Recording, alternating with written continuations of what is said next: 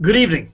I'm Dave Serio, and I'm the host of You Ought to Know Live every Tuesday evening, 7 p.m. Eastern Time on the Hangout10.com network. It's great to be with you today. Got a couple guests with us. We're going to talk about automobile stuff.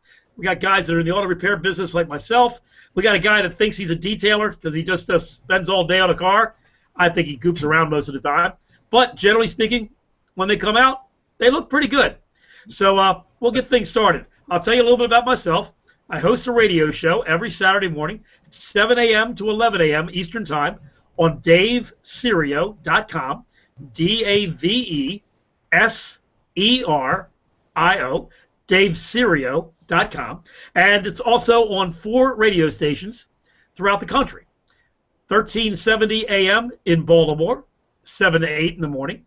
8 to 10, the 50,000 watt power station WCBM in Baltimore. And then the 10 to 11 hour, we do 2 stations at a time.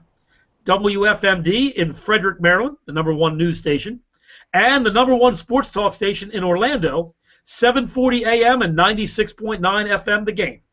So find all the information out at DaveSerio.com.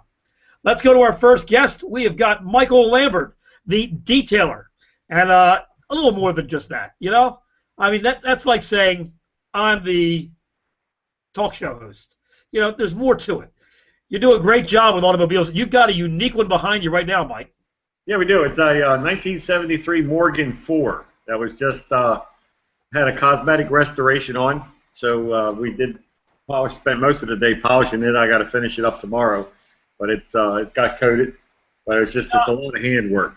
I can see you in that. I think that vehicle's you. I can barely get in it. And we were talking earlier before the show started. I don't know if Jose has seen this, but on the show NCIS, Ducky, the coroner, David McCallum, used to be Man from U.N.C.L.E., he drives one of those in the show. I mean, they're neat little cars. This one's right-hand drive, and so that would take some getting used to. But this lady's a real big British car enthusiast, so I've done 4 of her other cars, and then after she was picking this one up on Thursday to bring and dropping off a TBR that she just had restored. Oh, okay. So that should be interesting. Well, she must be brave on a rainy day. Hope Yes. she drives her Honda into work on a rainy day. Well, she brought this one down this morning from up near where Jose is, and he was bundled up, but there's no top. Yeah, I was going to say, you don't put the top up, you have no choice. No, there's no top at all. So. Well, you know, that's going to be in your garage tomorrow, you know. Oh yeah, it'll be here. She's not coming to pick it up till Thursday morning and dropping the other one off. So the weather's supposed to rain by Thursday. Yeah, it's supposed to rain tomorrow. Yeah, we're supposed to get some heavy rain tomorrow. So anyway, but she has a farm that's right up next to the edge of her property backs up to the Bordy Vineyards. Okay. So she's up in Jose's area. There you go. God's country, as we call it, where the rich and the wealthy live. Exactly. Exactly. Yeah. So, Us po folks here, our po folks here in Baltimore County, you know. Yeah, we're not in that section. So. All right. So tell a little bit about yourself, Mike. Well, we're not a production shop. We do well. This car will take 2 days, but when we make an appointment for your car, it's for however long it takes me to get it as till I'm happy with it, which is not very often, but most of the time the clients are happy. So we get it as close to perfect as we can, and then about 95% of our business is ceramic coatings now. So they've really taken off because as we say, they last for years, not months. So we've been real fortunate in that respect, and we have gotten a lot of your listeners, Dave, that call.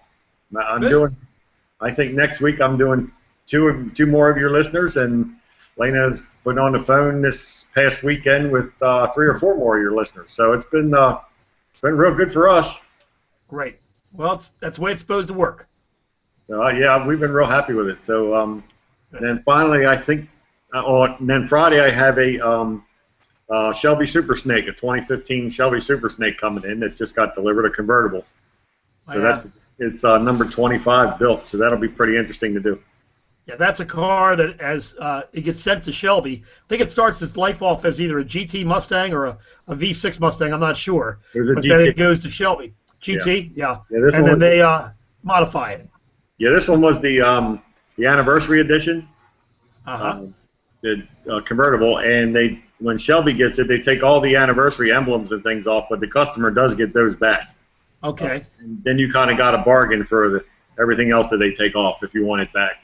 Yeah. But it's an interesting car. It's I think well over 600 horsepower to the rear wheels.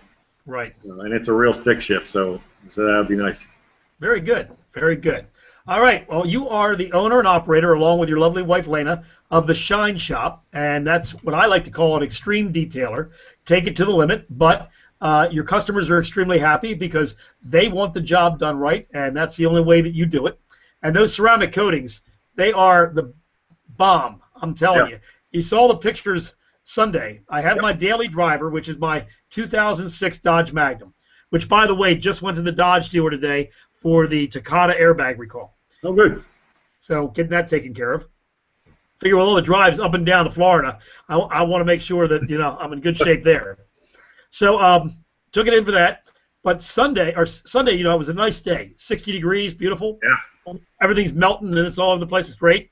Well, my car looked like it had been in a complete salt bath. I mean, it looked like I've been going on the Bonneville salt, So I decided, well, I'm going to wash it. But because I live in a cold section of the country, in Maryland, I've got all of my outside faucets all turned off. Yep. So I don't want to go to all the trouble of go in the house and go through the trouble of turning this thing on. So I said, well, I've got a ceramic coating. This shouldn't be too bad. So I go out there with 2 very large buckets of warm water and 3 or 4 of the towels. Yep. And I take the first bucket of water and I slowly go around the car and pour it on the car, every section I can. And then I take the other bucket of water, put the 2 towels in, and I go down and wipe it all down. And then the third towel, I just kind of go down and wipe everything off. Yep. Voila, I was done. It took me no more than 20, 25 minutes, and you saw the pictures. Yeah. Day and night. I told you. Yeah. No, and nobody believes that. They're like, no, it can't be that easy. But it is. It's just that easy. And you didn't scratch up the car, did you? No. And as they say in the commercials, it's just that easy. Yes. But wait, it really is. So. What's that? But wait, there's more. Yeah, exactly. Very good. Well, I'll tell you, I'm so happy that you put the ceramic coatings on my show cars, for one, but even my daily driver. Incredible. So, by the way, did the pictures of my cars get up there on your website? Yep, they're on the website and on the Facebook page and whatever, all that other social media stuff Lena does. They're all there. Okay, very good. And we also, with the snow we had last week, we had pictures of my wife's Volkswagen Golf that was in the driveway that looked just like a big mound of snow. You can't even tell it's a car. Right. And all I did was go out there with my snow broom with a towel around it and pushed on the pile of snow, and it just all came right off. And the car looked like I just finished washing it. That's amazing. We've been real happy. Yeah, real happy with this stuff. Very good. 410-833-1632 is the contact number for you, Mike. And then the website, which is right on your lower third, is theshineshopAutoDetailing.com. Don't forget the word the. TheshineshopAutoDetailing.com. Buddy, we'll be back with you in just a few moments. Yes, sir. We got to say hi to our friend Jose. Good evening, Jose. Good evening, Dave. How are you? I'm doing great. Jose Bueso is one of the partners of Dynamic Automotive. The reason why he's just a partner is because they've got 3 big locations, and they need multiple people to keep these things running. So you do a great job. You're at the Libertytown location right now in the Frederick area, and you also have the Newmarket and Urbana areas. Correct, yeah. I am at Libertytown, and if you want to get a hold of me here at this location, my phone number is 301-694-6250. Our original location, which is in Newmarket, Maryland, that phone number there is 301-694-5460. You'll talk to my partner, Lee Foreman, and Sarah at that location. And our third location, which is right off of Route 270, that phone number is 301-874-8833. That location boasts a 9-bay repair shop, a 4-bay quick lube facility that's open 7 days a week, and Mike Lambert's favorite car wash, a 60-foot soft cloth car wash, which is absolutely very busy right now. I was going to say, you can run that 24/7 right now. Yes, yeah, this is car wash season. So Yes. the guys, this is a manned car wash, so the guys are Yeah. definitely getting a workout. Very good. Well, that's what they're there for, the tips to make the money. Yep, Yeah. exactly. And All works out good. it's a lot of fun to man that in the front end because you get to shake a lot of hands and say hello to a lot of people. And Right. on a good day, on a Saturday or a Sunday, we'll see as many as 500 cars run through there. Really? Yeah, Wow. yeah. That's 500 prospective customers. Yes, exactly. Yep. Yes. We'll have a line going all the way out to the street, and we roll them through. The beauty of that car wash, unlike the ones that you find at convenience stores where you drive in, those car washes take about 4 to 5 minutes to complete their cycle. With our car wash, you're in and out within 60 seconds. Oh, Wow. neat. Yeah, it's pretty good. And it still cleans the car, too. Oh, yeah, it does a lot of car washing in a short amount of time and space. Yeah. Very good. All right. Well, I'm glad to have you here tonight, Jose. We've missed you the last couple of weeks. We know that, unfortunately, your mother-in-law passed, and we want to give you our condolences to you and your family, and we appreciate you being with us tonight. Thank you. I appreciate that. She was a fine woman. She went very peacefully, and the family is doing well. Thank you. Good.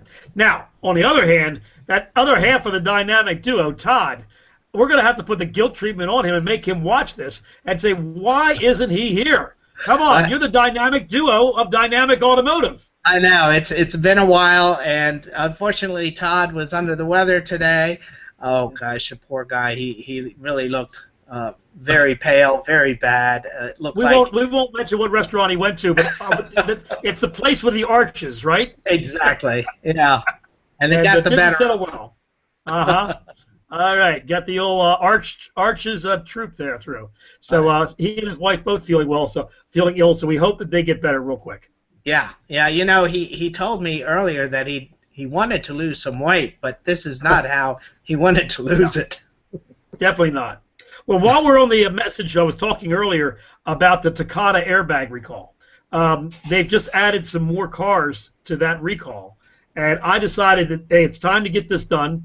I'm going back and forth between Florida a lot, driving my Magnum.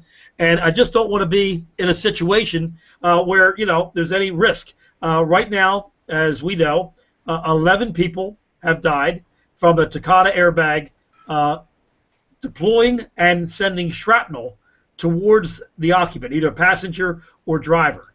And the last one was really scary because up until now, the 10 deaths that have happened have all been in very hot, humid areas, and it was hot and humid at the time. Even the one in Malaysia, which killed a pregnant woman. The other 9 have been in the United States, and out of those 10, all of them were Hondas. Well, this thing that happened 2 days before Christmas was just scary as far as the airbag situation because this man was killed 2 days before Christmas. I think it was in North Carolina or South Carolina. Not a real high humidity. I mean, it gets warm there, but not what you call during the summertime. And on top of it all, it was a Ford Ranger. Wow. So have you been talking to your customers about this Actually, airbag recall at all? My customers have been talking to me about it. Some of them have been very concerned, especially when an SRS light comes on, supplemental restraint system light is on, and they'll question me 8 ways to Sunday in regards to the concerns with their vehicle. Most of the time when an SRS light or an airbag light is on, though, your system is defaulted and will not deploy. Correct. The systems are inactive at that point, and in some regards, some of the time you're considered in a safe zone because you don't have that hazard of possibly being one of the victims of this recall. So right. I have heard quite a bit about this from my customers being very concerned with the news, and as you mentioned, the last one was deployed from Ford Ranger. So these are really in all makes and models. How many makes are are affected by this. It's not just Japanese and American. Oh no, It's across the board. Yeah. Yeah. And So I'm trying to find the story right now that I had on this because they had a link to go to. I could have sworn it was one of these Takata stories I had, but they had a link to go to that gave them the complete information on all the vehicles. In fact, I have found it now. I'm getting to the story right now. They have a link, NHTSA does, that will allow you to go right to this link, and it'll pull up every single model. Let me find it for you right here on my other computer. It's actually safecar.gov /RS Takata, and it'll come up with a whole list. But the easiest way to do it is go to my website, daveserio.com, excuse me, .com, and go to the newsroom, and the story that you want to pull up is dated January 27th, and it talks. The headline is "His death could have been avoided," and that's the gentleman that died from this particular airbag deployment in a Ford Ranger. The terrible thing is that this Ford Ranger wasn't even on the list when this airbag deployed. Wow. So Ford, I'm not going to say they dropped the ball, but they should have had this on the list. I mean, we've known for a year now or more that Takata airbags have their problems, and to think that just because it's in a Ranger instead of a Honda Civic, it would be safe. That's a big mistake. We with some of our customers, what we'll do is we'll contact the dealership involved and for that manufacturer, and we'll have them run the VIN to see if there is a recall on their particular vehicle of any kind, and they'll be able to tell us. Do you know of a website where you can plug in your VIN and see if there are any recalls? Because that's the place to go. Yep, safercar.gov. Safercar.gov, G-O-V. I'm going to go over real quick the brands that are involved with this. BMW, it's pretty much almost every car they've made between 2000 and 2003.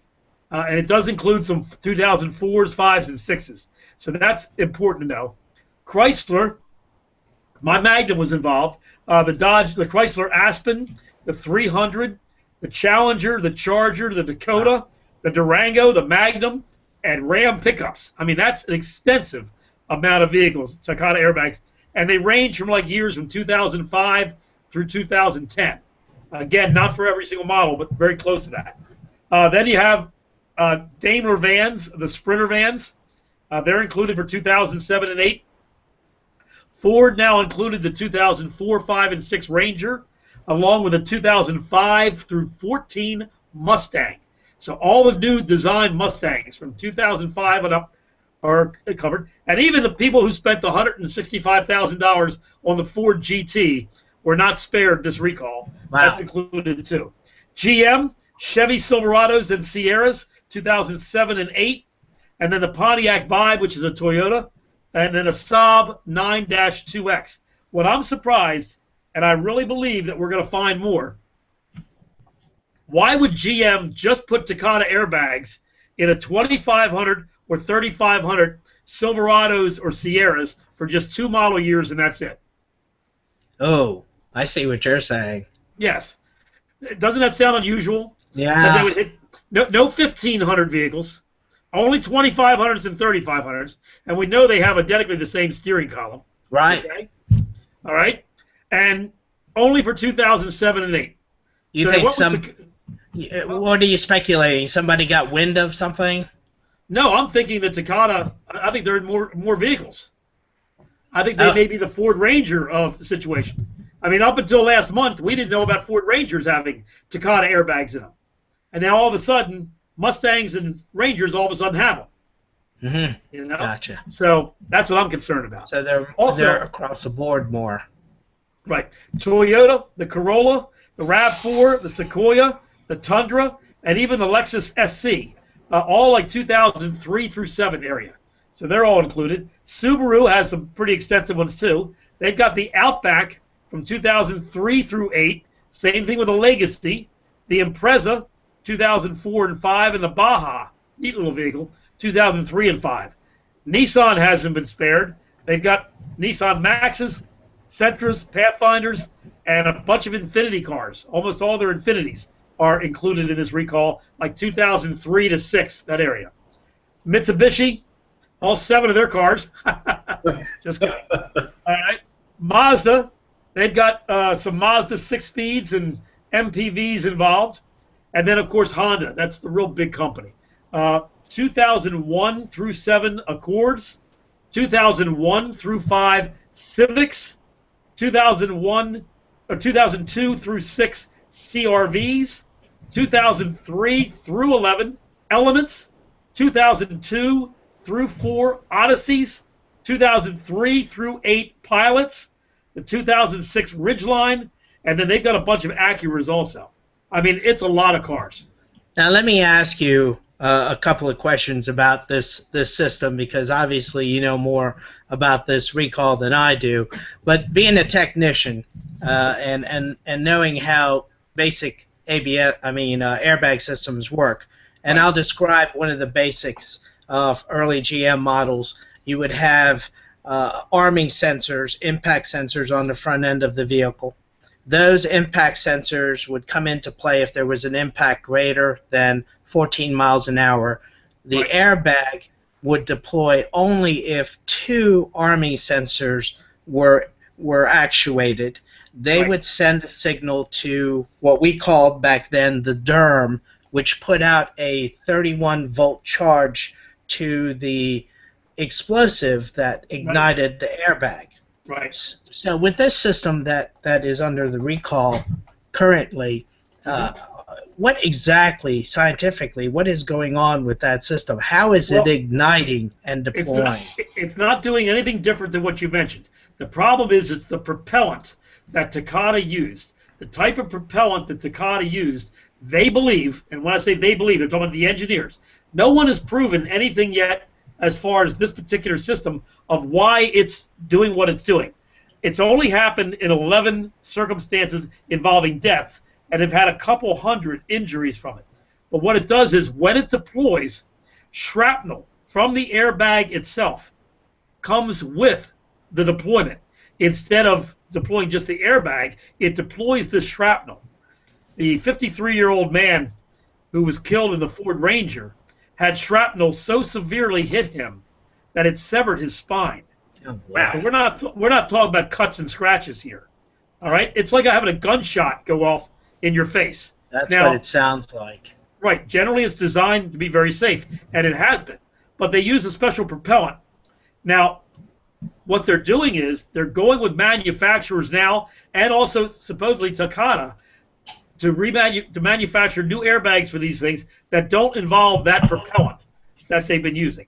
So hopefully that will cure the problem. They think that the humidity and the heat causes this propellant to gain extra power, I guess, and then damage these airbags. So it's almost like a little time bomb. Now, I want to make sure everybody knows that's listening right now, airbags are good. They're not something to disable in your car. They're not something to get rid of in any way. This is a very remote chance of it happening, but it's serious nonetheless. 11 times in 35 million vehicles, it's caused a fatality. You probably have better chance of hitting the Powerball. But the key thing is, it can happen. So that's why they have to take care of it. But they think it's a propellant, and not the action of the airbag itself, but it's a propellant that does that. So hopefully they get that squared away. So to clarify what I think you're saying, and as I described earlier, it is not the system upstream of the airbag. It seems to be pointing to the airbag itself. Correct. It's the propulsion of the airbag. Yeah. And you know what concerns me with that is that if somebody is in an accident, an actual impact, that same airbag design is going to deploy that shrapnel during that impact. Well, that's how all 11 of these happened. All 11 of the people in this vehicle, the airbags deployed properly like they're supposed to. Okay? It was involved in an accident. Unfortunately, they believe all 11 of these people would have survived the accident.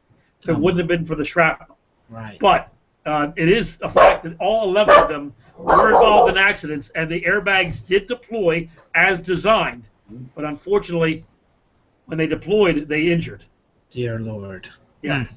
So if you're on this list, best thing to do is contact your dealer and give them your vehicle identification number. That's the 17-digit number that lives below your windshield on the outside of your car, on the driver's side, where you can get it off your registration or your title or your insurance card, and give that to the dealer. Make sure that you're part of this recall, and they should have parts available. I called Keene Dodge on Friday, and they scheduled me an appointment for today, and I dropped it off at 9:30 this morning, and they had me done by 1 o'clock.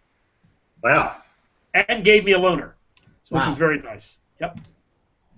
That's an awful lot of airbags to have to remake. Yeah. Oh, that's another problem they're having. Absolutely. Having to replace those is going to, of course, cost a pretty nickel.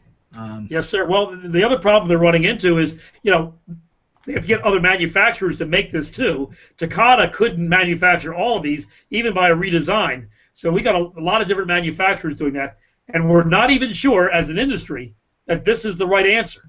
But this answer has to be the right one right now. Wow. What does it take to? Do you have to disable the whole system before you remove the airbag, or wait 10 minutes or whatever? Yeah, it's about a 15 to 20-minute wait after the power is reduced from the airbags. Yeah. And then you can go in there. But it's still a very dangerous job. Yeah. There have been mechanics killed by airbags. Wow. Probably more than 11, to be quite honest with you. But that's somebody who's working for a living, doing their job, and should know better. But we had an airbag go off on us in, I think I mentioned this on the air once. It was back in 2000.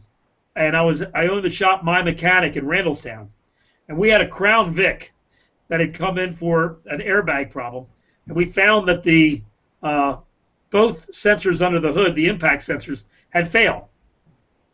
So we called the Ford dealer, gave them the serial number of the car, and they sold us the impact sensors. Well, it turns out those impact sensors were incorrect for the car because someone had their serial number went to wrong information at the Ford dealer. So we installed the impact sensors, and then, of course, went in the car and hooked up power. And as mechanic was working on it, fortunately, he had his head under the steering column, okay, and the airbag went off. Oh, boy. Wow. He was almost deaf for a day. I mean, it's like a gunshot going off in your ear. Yeah. But he was behind below the steering column, and that's what saved his life. Did it break the windshield also? No, that one it did. That was one of those older cars that just went straight forward into the seat. Gotcha. So it didn't do any other damage. But yeah, we got a free airbag and free steering wheel and a bunch of other things from Ford, and their apologies. Wow. That is something.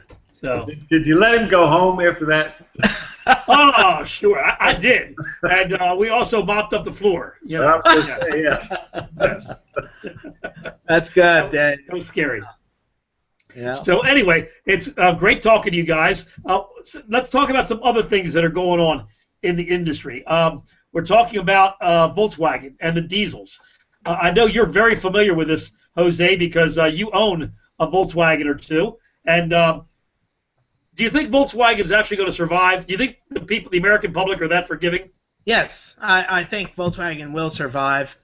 It's a bump in the road. They'll get over it. They will suffer, of course. Their business will suffer, but they will survive in the long run. They've got to make amends. They've got to earn that trust back, and that's going to take some time.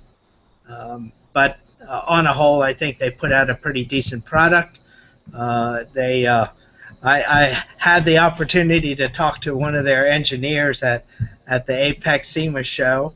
Wow. And that poor guy was walking around with his tail between his legs. I don't think I'd be wearing a VW T-shirt. No, but and quite the engineer, very, very savvy, good personality. He was part of a presentation and had a lot of good information. And of course, when I approached him and I asked him, so what manufacturer do you work for? This is really good stuff you're telling me about. We were talking about telematics. He hung his head down and said, Volkswagen. Mm. Wow. But That's no, gotta be unreal. they're survived. They're much too big, and they put out a pretty darn good product. Otherwise, they're cutting edge. They got caught though. But they were cutting edge on this. To think that anybody would dare to do something like this is incredible, because these vehicles don't dissolve after a year. Right. They're around for a long time, and it is surprising that it took somebody this long to catch them. Yeah. Okay. And ironically enough, it's a West Virginia university. It's not even anybody in the car business. Right. Yeah. So that was unreal. So if you're not familiar with what we're talking about, Volkswagen got their hands caught in the cookie jar big time when they made their diesel vehicles. Let's say they put we're going to just say they put a cheater on it. When you hooked up the scanner, it went into the mode that would allow it to have good emissions. When you pulled the scanner out, it went back to the vehicle that it would like to be, put out some emissions, but great performance and great gas mileage also. Ask you a question, Jose.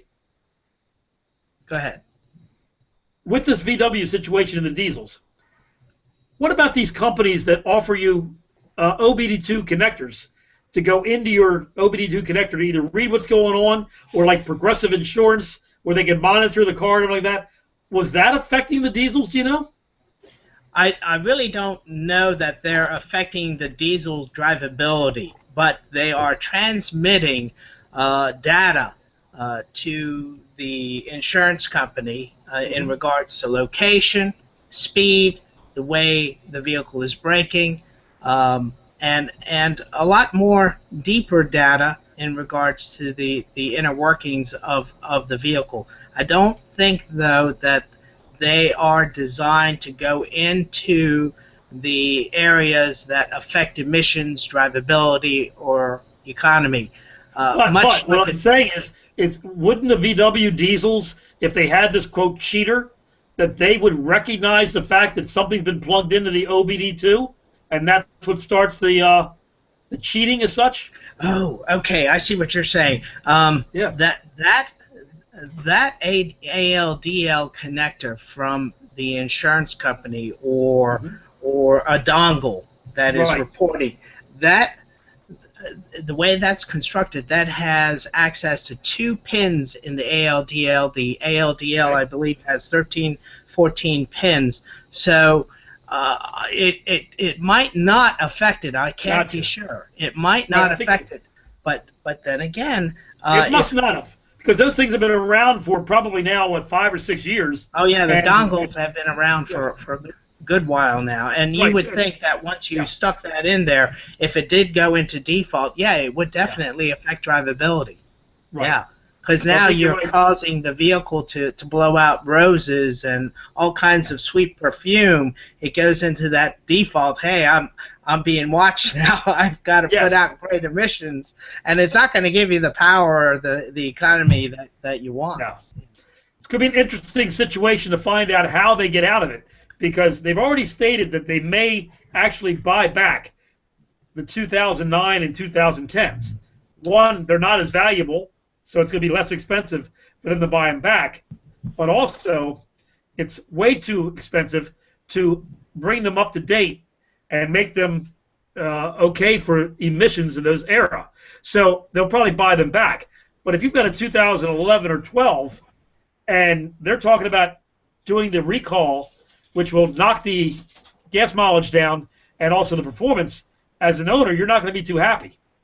Yeah, I'm wondering what their fix is going to be. And when I spoke with this guy, I was asking him, what are they going to do? Are they going to devise some sort of a reflash? Because in my mind, you're talking about doing a reconstruction or an update, if you will, of the software in that vehicle, so it will give out the appropriate emissions.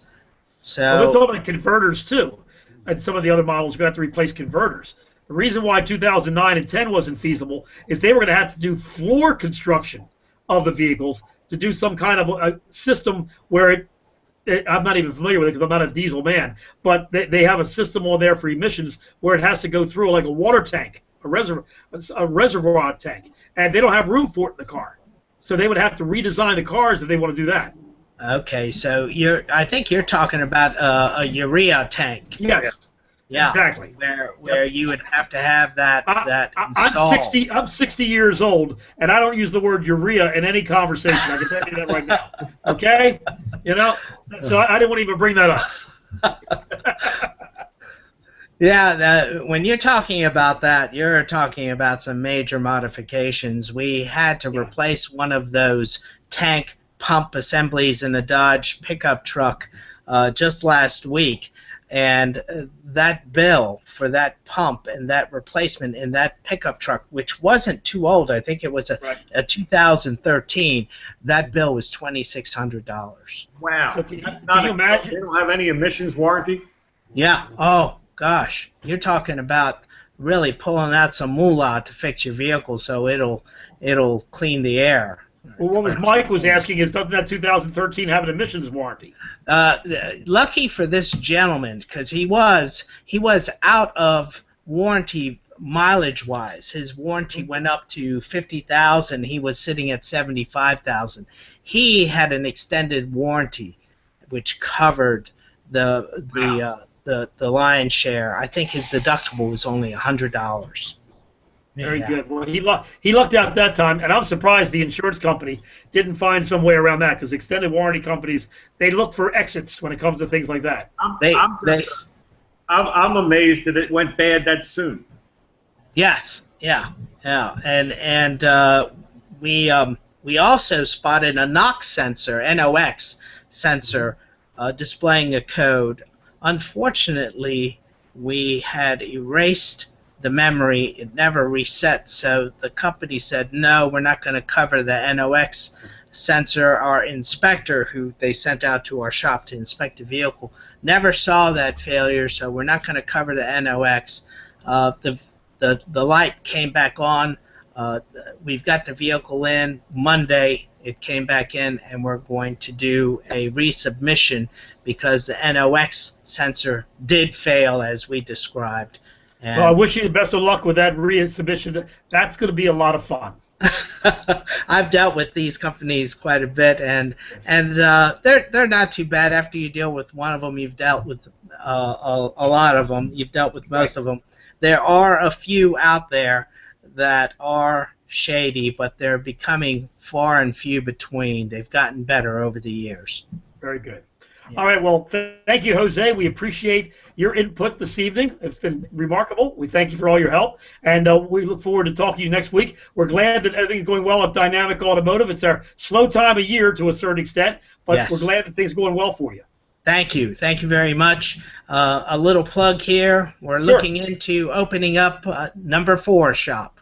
Oh, fantastic. What area of the country? Can you tell that yet? We're probably going to open it up a little north Frederick County, and it looks like it's going to happen here within 60 days. This is a 4-bay shop we're looking at, and I'm rather excited about it. So what town is this in, if you don't mind me asking? Can I ask what town? It's actually the town of Frederick, the north end of town, Route 15 up by Hayward Road. Good. And it's in a bedroom community, so it's much like the areas that the other 3 shops are located in, and I think we can serve this community as well as the ones we have been serving. Wow. I know you can, no doubt about that. Yep. So I'll keep you posted on the way it progresses. I think it's going to be rather exciting, and I'm looking forward to it. Big Bobby Allen is going to be manning the helm. It's going to be nice to see him in action there. Very good. Well, congratulations to you. Hope the next 60 days proves fruitful for that, and I'm ready to get it on the air and let you know, okay? Fantastic. Thank you, sir. Thank you, Jose. his advertising bill is going to go up when he gets that number 4. Okay? No, we don't do that. All right, Mike Lambert from the Shine Shop. We haven't had a lot to talk about tonight, Mike, but I appreciate you being with us this evening. At Morgan is definitely interesting, and what you guys have done with the ceramic coatings on these cars is just fantastic. We really recommend people going to your website and taking a look at that. Well, yeah, it's worked out really well for us. The only downside to it is we don't get to see the same people all the time like we used to, but we're getting a lot of new customers, and that's always a good thing, and it's working out real well for us. Very good. Well, glad you survived the snow and got your street all uncovered. And Yeah. oh, by the way, let's talk real quick. You had a little shindig at your office on Saturday. Yeah, we did. We had a class here with myself and Eric Leonard and Rod Kraft. We taught some paint polishing techniques to some people that I talked to on some of the internet forums that flatter me and ask me questions. So we thought we'd get some of them together. And we had a couple people from Ohio and New Jersey and Delaware and Pennsylvania, as well as somebody from Annapolis, and it worked out real well. So you called it Geeks at the End of the Week. There you go. So, no, it went real well. Everybody had a good time, and they learned a lot of stuff, and worked out well. Very good.